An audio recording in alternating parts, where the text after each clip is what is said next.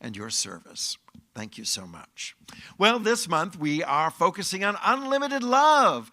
Unlimited love is this theme, but hey, wait, we might have to stop and say unlimited love. Well, first, what is love for that matter? We throw it around a lot.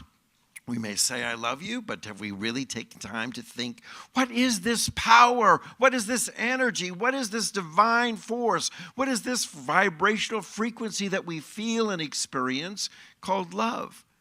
For when we know love, when we define love, we're moving one step closer into understanding God, into understanding what the divine is, understanding what it means to be in this beautiful presence. When we define it, when we know it, when we really truly understand it, we're coming closer to that intimacy with God. How important it is, for Webster defines it simply as this: it's an intense feeling of affection. Oh, to feel affection in our lives. Don't we all crave that? Don't we all want it? Even as a small child, we see that there's a desire within our hearts to experience love being given, feeling that affection, words of affection, kindness, those demonstrations of affection in our life. We want them all through our journey on this earth. Whether it be as a child or a teenager or an adult, we're seeking that within our hearts and our lives. It's this wonderful energy, and this energy is God. For God is love. If we want to have a simpler definition of what God is or how to experience God, it's found simply in that phrase, God is love, echoed throughout the scriptures, teaching us constantly what God is and what love is. It's interchangeable. For unlimited love is unlimited God. Unlimited God is unlimited love. There's a beautiful passage from 1 John chapter 4, verse 16. It says, God is love. We could stop right there. But it goes on and says, all who live in love live in God, and God lives in them. This sums up our theology. Too often our theologies of churches and religious organizations has gone astray, being led by some ideas that are not based in love, based in fear, based in a desire to control, based in a desire to manipulate. But when we understand this passage, it sums up everything we need to know about our theology and how we're called to live. For we understand this is grounded and founded in love. That's right. When we read it again, God is love, and all who live in love are living in God. You're living and dwelling in God when you love, when you're sharing love, when you're demonstrating love. You are demonstrating the divine. You are offering this wonderful source of unlimited love to the world around you. When we live in God, God lives in us. It's as simple as that. There are many people who say, well, God's not in you, or God's not in you, or God can't be in you for some reasons based on their theologies or their doctrines. But we find as this passage is all-encompassing, anyone who is experiencing this divine love, anyone who's living in love is discovering God is living within them. And as God is living within them, they're discovering how to love and how to be in love. We find the love chapter truly defines God. We think of the love chapter defining the love or the affection that we share with one another, but it's even more and deeper than that. For as God is love and love is God, we find this definition describing this beautiful divine source within us. God, then, is patient and kind. From that passage, love is patient and kind. Love does not envy or boast. God is not envying or boasting. It is not arrogant or rude. It doesn't insist on its own way. God is not insisting on God's own way. That's right. God gave you freedom of choice. Freedom to choose whatever pathway you want. That's the love that says, I love you no matter what choice you've made in your life. I will never leave you nor forsake you. I am there.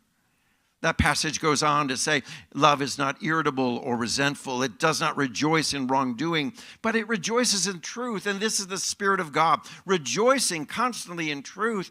There is no sense of awareness of wrongdoing, but simply the awareness of truth in the consciousness of all that is God and all that is love. Love bears all things, believes all things, hopes for all things, endures all things. And I love this. Love never ends. God never ends. And God's love for you and I never ends. Though we may find those who may speak of some sort of teaching that would say, the love of God has cut off from you. It ends. There's a final moment. There's some moment when that love, which is God, somehow says, wrap it up. I'm done. I've had enough of you. I'm not going to love you anymore. Wow. We've missed the understanding of the ancient truth of what God is. A love that endures, a love that never ends, that will never leave us nor forsake us. And I want to tell you this love, this very love I'm speaking of, is simply within your very DNA. You're created in the image and likeness of God, so within you is this immense love. It's already there. Do you know that everything you need in life is already within you? That's right. You came equipped. That's right. Everything you need in life is, and many people are saying, oh, but Pastor, pray for me. I need more patience. Oh, you have patience. You just got to use the patience you have. Oh, please, I need more compassion. You have compassion. Utilize the compassion you have. You'll find it stretching. You'll find it growing. You'll find it releasing and expanding. Oh, I need more love. You have all the love you need, and it's within you. You just need to work with the tools that you've been equipped with. Utilize them, share them, because it's simply within your DNA that unlimited love is there within you, as just as unlimited God is in you. That's right. The dwelling, the very presence, the very life force within you that you breathe is that of the divine, that is of God, and it is unlimited for you. Isn't it wonderful that the life force energy within us has no limits? It is there because you are eternal. You always have been and always will be. You are part of that wonderful essence that we call the divine. You are the wonderful facet of this beautiful diamond that has many, many facets as it turns. You are this wonderful expression like the ocean's waves. You are a wave, you are a wave, you are a wave, but within every wave is the divine, or within every wave is the essence of the ocean. So we find within each and every one of us, this DNA, this essence within us is this divine love. And we're called then in this journey to awaken to it, to really wake up and understand it to its fullest. Not to just think, that's nice, God is love. But to awaken what that love is like, to be experienced, to be conscious, to be aware. Right now, you are loved. And you are love. For as you love, God is within you. And how beautiful that is. I recently had the opportunity to meet author Anita Moorjani. She's an author who's written a beautiful book, several books about her death experience. She had a near-death experience. She was filled with cancer in her body. And she was in the hospital taking her last breaths. And the doctors gathered around with family and simply saying, there's nothing more we can do. It's only a matter of time. She remembers hearing these words as her soul lifted from the body and ascended to this ethereal plane we call the eternal. And in that moment, she describes this experience of incredible love, incredible peace, incredible joy, incredible fulfillment. She talks about it in great length in her book, and I'm a commercial for her book, so make sure you pick up one of her books if you see it on Amazon.com. Anita Moorjani goes on to say that in this great experience, she realized it is not her time to remain there. And so she came back from death, entered back into this body, and there she awakened and had this incredible healing experience. Someone who had been declared dead, someone who had been declared, should we say, so ridden with cancer, there is no more hope, within 3 weeks was experiencing healing, and with 5 weeks walked out of the hospital completely whole, completely changed, completely well within. And when she came back from death, she writes in her book, she was asking, now what? What am I supposed to do? I came back. What am I supposed to do in this world? And she felt this whisper of love that simply said, Anita, love unconditionally. That's what you're called to do. Wait a minute, is there such a thing as conditional love? Could it be love if it's conditional? Because love is truly love. It doesn't have any starts and stops. It goes on and on. And when we put conditions on it, I'll love you if, I'll love you when, maybe, I'll love you for a time, is it truly love if it's conditional? And here the Spirit of God is saying to her, just simply love unconditionally. Love yourself, love others, be love, share love, live love. For God is love and God is within you. That's what you're called to do. Now, I think this message is not just for Anita. I think it's for each and every one of us. What are you called to do? What are you here to do? What are you supposed to do in this world? Why are you here in this moment? But to love unconditionally, to love yourself, to love others, to be love, to share love, to live for God is within you and love is within you. And as you do, you become this radiant beacon of that calling to be a light of love for the world. Your work is to love yourself, and sometimes that sounds very selfish. We kind of have a difficult time and struggle with that idea, loving ourselves. It sounds a little egotistical, doesn't it? We struggle with that in our sense of humility and say, well, I don't want to be so caught up in loving myself. But there is a sense of being so in love with the divine essence that is in you, as you, in your uniqueness as an expression of God. You're that unique expression of God. Love yourself as you are. Just as on the diamond, there are many facets. Everyone is unique and reflects light in a different way. You spin that diamond around and you can see all the different reflections, the different ways that light bounces off of it. So it is in the unique way the light of God is shining through you and in you. Love yourself in your unique way as you are. Because as you learn this power of loving yourself, you find something amazing happening. For you can't truly love God if you don't truly love yourself, because you are an expression of God. So you're loving God as you love yourself.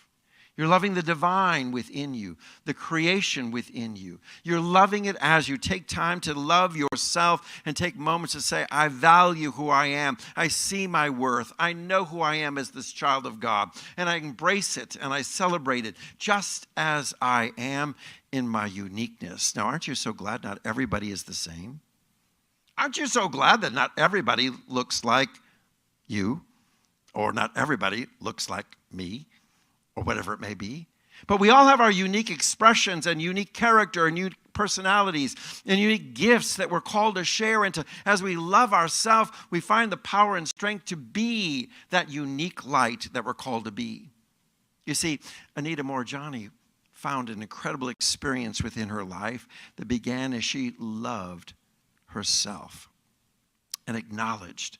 For in that death experience and that afterlife experience that she went through, she encountered such immense love and saw and found her own worth, that she had been worthy all along.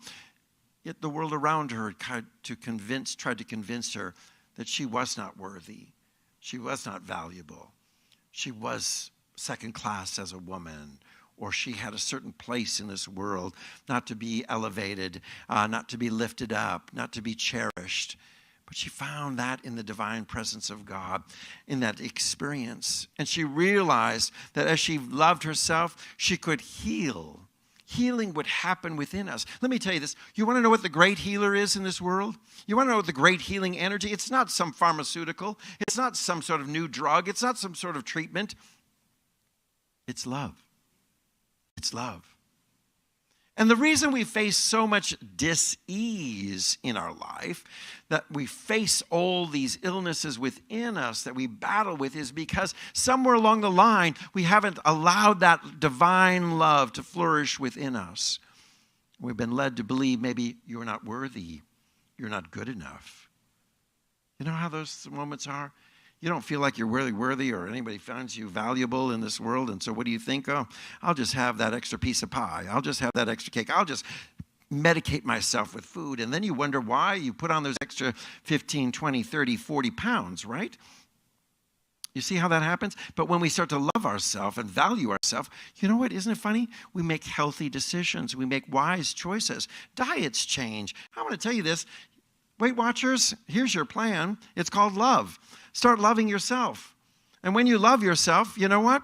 You begin to heal, and healing happens.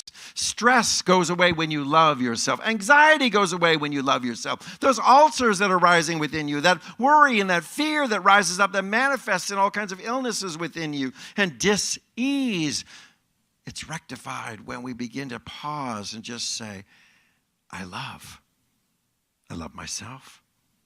I love my world. I love the God within me, that divine presence, and I allow it to flow freely within my body, because the very essence within this body is perfection. It knows how to heal itself if we just get out of the way. That's right. The intelligence within your body knows the healing process. You know, how many of you had a paper cut and you wondered how to manage it, how to take care of it? You went to the emergency room? No, you didn't. What did you do when you had a paper cut?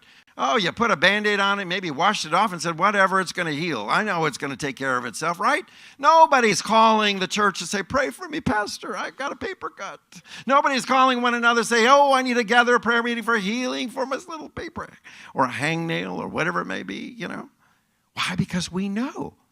We already know that the body knows how to heal, and we just move in that expectation, and we love the body. We wash it off, we clean it, we move on, and we go in this wonderful experience that when we realize love and we love ourselves, it's a healing power, a healing force within us. Now, let me tell you this. If you've not known love, if you've not known or experienced a divine love of God to this kind of power and level, I want to tell you this, you simply need to ask for it. Ask for this experience. Ask for this awareness of love. Ask simply to say, may I live in this love. I want to set this intention. Today I live in love. I'm immersed in love. It surrounds me. It transforms me.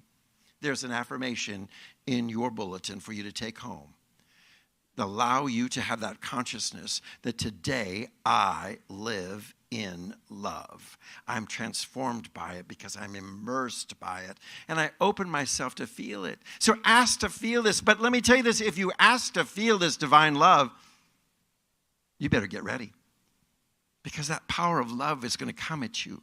It's going to sweep over you. It's going to fill you. This awareness, when you truly open yourself up to, it is so transformational.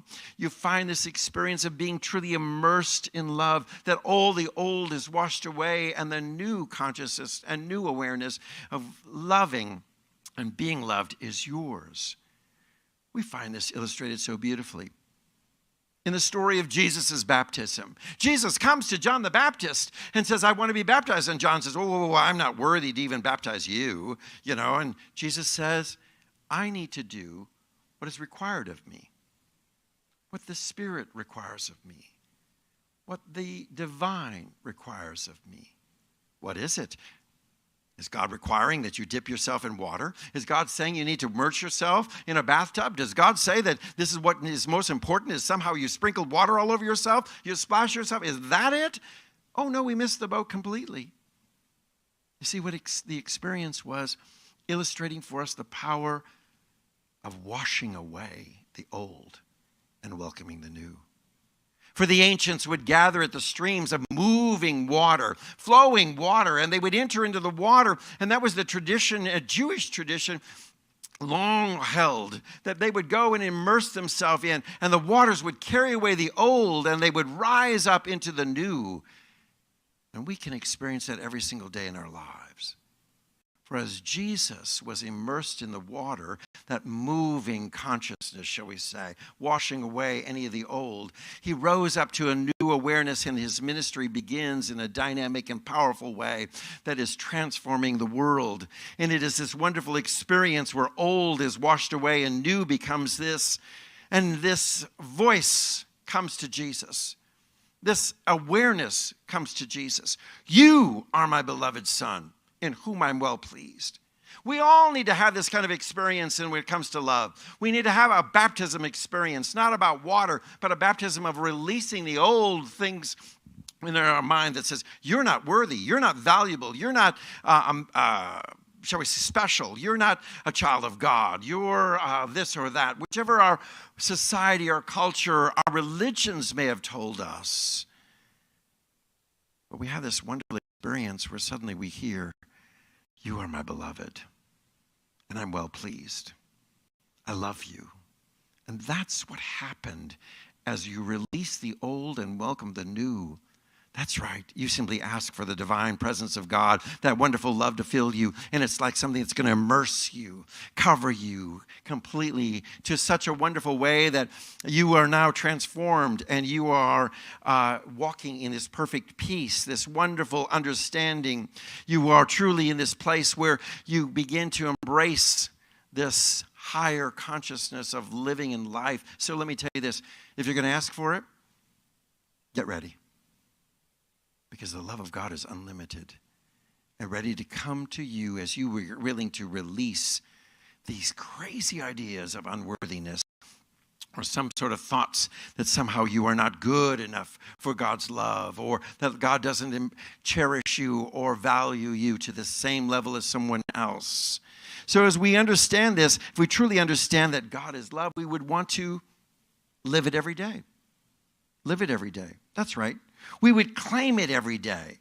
We would claim this, claiming this wonderful love. I want to own it. I want to experience. I want it to be in me, through me, around me. I want to live it, not just talk about it. I'm going to live love. That's right. Wow. Isn't that a great mantra? Today I live love. Today I live love. Everywhere I go, I'm living love. I am the essence of love. Love is flowing in me, through me, around me, and always for me in such a powerful way. I feel love covering me. That's right. Covering me. Mary and her husband had a dog named Jim. A dog named Lucky, I'm sorry. Her husband's name was Jim. She may have called him a dog, but hey, Mary and Jim had a dog named Lucky. Lucky was a real character as a dog. Whenever Mary and Jim had company come over for a weekend to visit, they would warn their friends, don't leave your luggage open because, well, Lucky the dog is going to help himself to something in your suitcase if you've left your luggage open and available. And quite often, someone would forget and something would come up missing, and Mary or Jim would go to Lucky's little toy box in the basement, and there they would find, yes, there's the treasure. There's what you've been looking for. Yes, Lucky took it and put it in his treasure box. And it was there that Lucky held all of his favorite toys, he was very good about managing his toy box. These were his things, and he would keep them all together. Well, it happened that Mary found out one day that she had breast cancer. Something told her that she was going to die of this disease and that it was fatal. And she scheduled this double mastectomy with fear coming over her heart and life, thinking about the future. And the night before she was going to go to the hospital, she cuddled her dog, Lucky, and thought, what's going to happen to my dog? What's going to happen to Lucky? Now, although this dog liked her husband, Jim, he was Mary's dog through and through. And Mary knew that if I die, Lucky was going to feel abandoned. And Mary thought, he won't understand. I didn't want to leave him. And she thought, he would probably be overwhelmed with a sadness at her death. Well, the surgery came, a double mastectomy, and Mary was hospitalized for over 2 weeks. And her husband, Jim, took Lucky for the evening walk and was very faithful in trying to care for the dog. But the dog just sort of drooped and was miserable, whining, missing Mary. Finally, the day came for Mary to leave the hospital. And when she arrived home, Mary was so exhausted, she couldn't even make it up the steps to the bedroom. So they provided a space for her on the sofa in the living room and just made a simple bed to make her comfortable so she could rest there. And Lucky the dog stood watching Mary. But he didn't come to her when she called, and it made Mary very sad. But suddenly Mary began to fall into sleep, and she dozed, but she woke for a moment, and she couldn't understand what was wrong. Something's wrong. She couldn't move her head and her body, and everything felt so hot, and she was, what's going on? And her panic soon gave way to laughter. She began to realize, this is the problem. I'm covered. I'm covered, literally blanketed with every treasure Lucky owned. While she slept, while she was sorrowing, the dog made the trip after trip to the basement, bringing up beloved toys, beloved treasures, beloved things that Mary had given, and laid them on Mary's chest and body as she slept, and literally covering her in treasures. Covered with the very love that the dog had for Mary. Let me tell you this. This simply illustrates the divine at work in you. Love, God.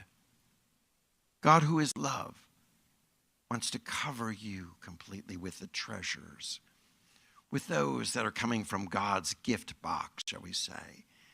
The goodness of God to cover you when you are feeling your greatest weaknesses, when you're in your fears, when you're in your doubts, when you're wondering, where is this love? When you're feeling all alone, let me tell you this, just rest and allow this beautiful love to cover you and to awaken you to this wonderful understanding that you are cherished and valued. So let me tell you, when we love to the fullest, you know what?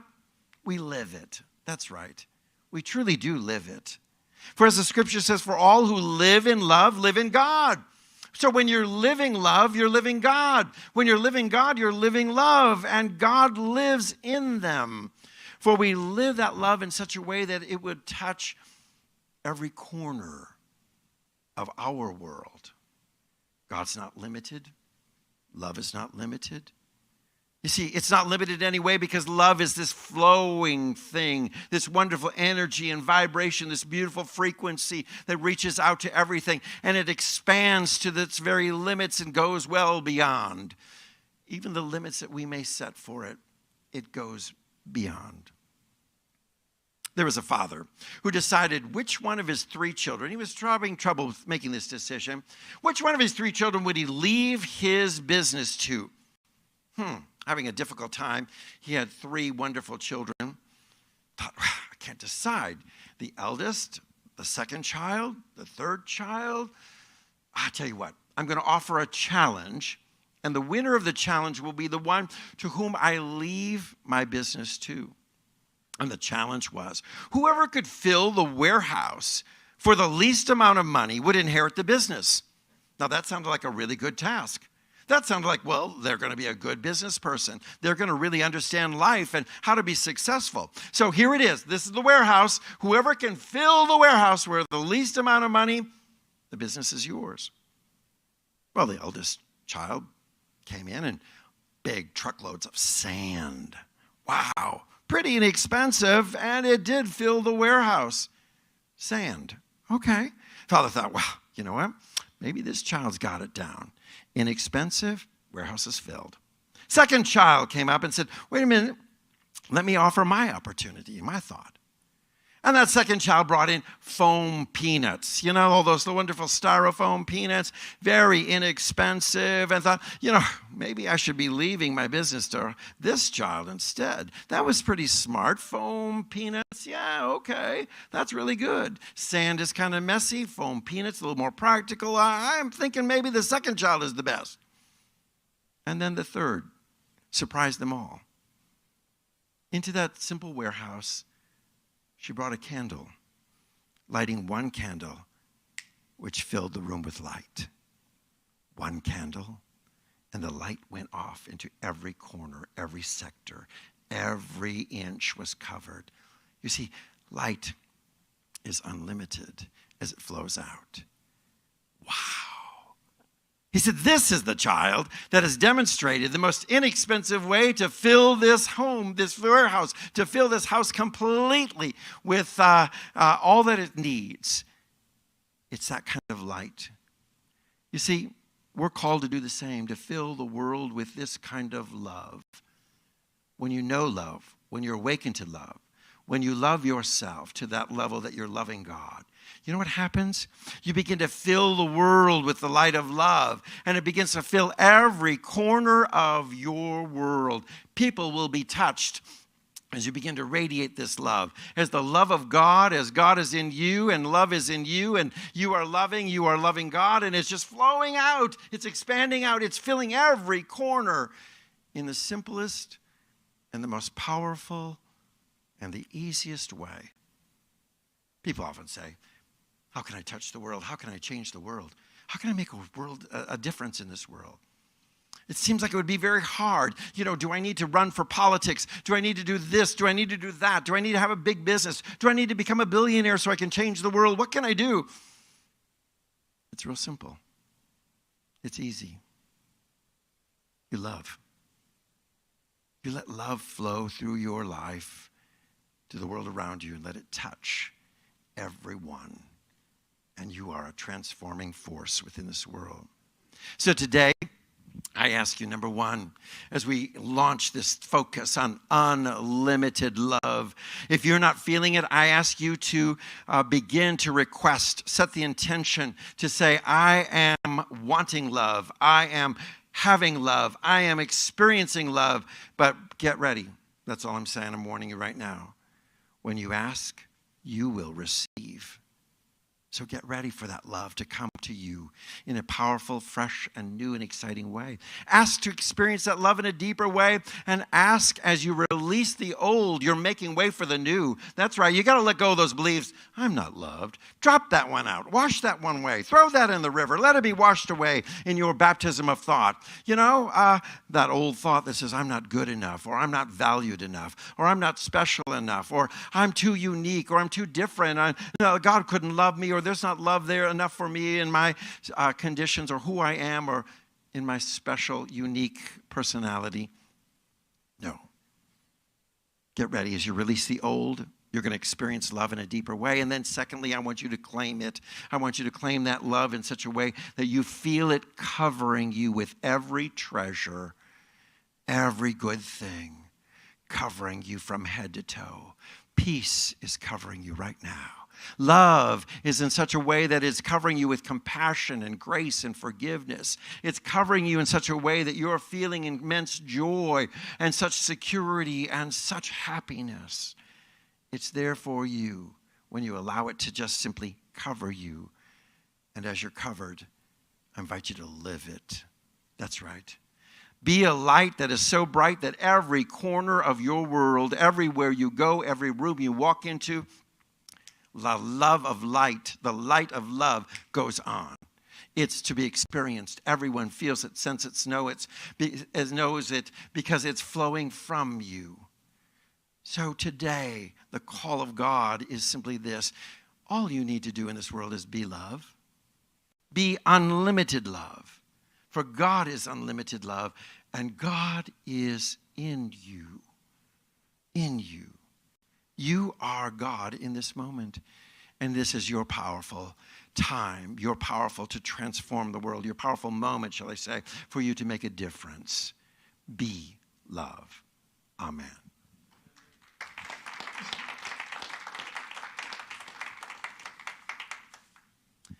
We have this beautiful opportunity to be love for the world around us, and that love being a generous expression of this truth that we know that God who loves us meets every need, is abundant, is ever providing for us.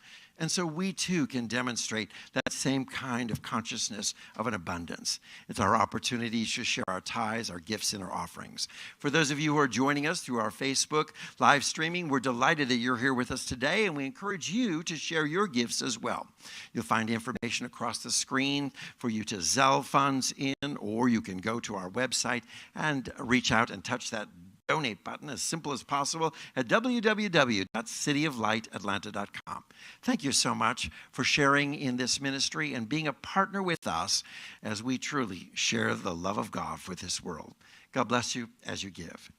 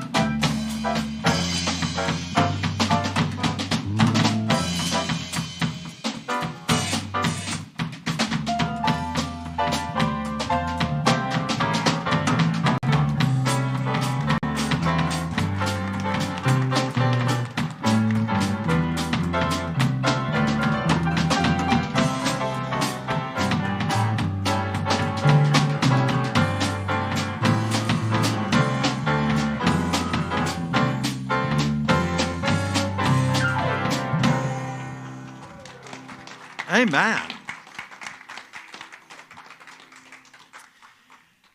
As we conclude our gathering today in this great celebration of love, well, we've been commissioned, we've been charged, we've been challenged with this very consciousness to go and live the love of God, live it to the fullest and to the truest levels.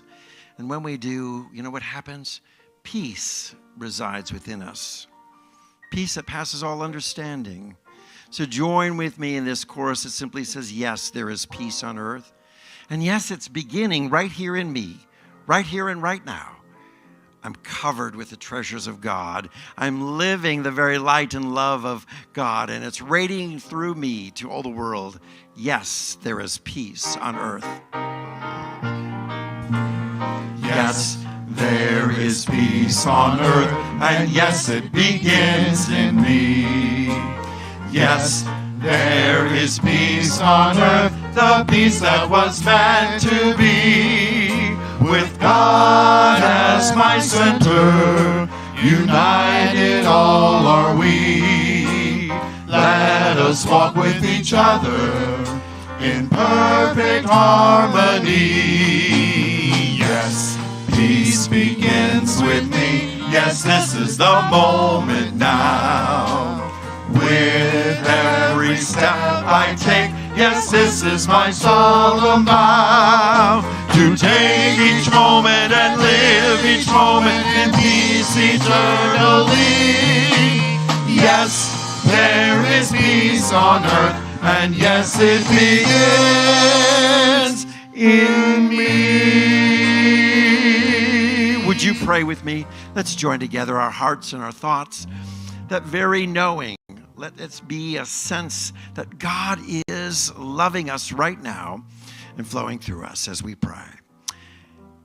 We welcome this moment of an awareness, a greater understanding of divine love, a greater understanding of what this love is all about, that we say God is and love is. So in this moment, as we awaken to this powerful truth of living love, of being covered in this love, of claiming this love, of loving ourselves to such levels and such depth that we are transformed and the old is passed away, we claim now for each and every one this kind of awareness. I am loved. I am loved, and I am love, for God is within me. And as we claim this truth and believe this truth, we know that in that moment, there's healing in all aspects of our life. Healing for our body, healing for our hearts and emotions and the wounds, healing for our finances, healing on our roads to success, healing in our relationships. It's happening right now as we welcome love, the healing power within us. And with great gratitude, we release these words. I am loved, and love is flowing through me, in me, around me, and ever for me. As together we say, and so it is. So take each moment and live each moment in peace eternally. Yes, there is peace on earth, and yes, it begins in me. Thank you so much for joining us today, joining us through our live streaming and our social media programs. We're always delighted to have you coming to us from all around the world. We're thrilled to see new faces, to hear about new people tuning in each and every week for this ministry is expanding. We're reaching out to over 400 people through this wonderful programming, and you are one, and we're glad that you're with us. And for those of you who have gathered in our sanctuary, let's go and fellowship with one another in this perfect peace of God. Let us go in God's peace. Amen.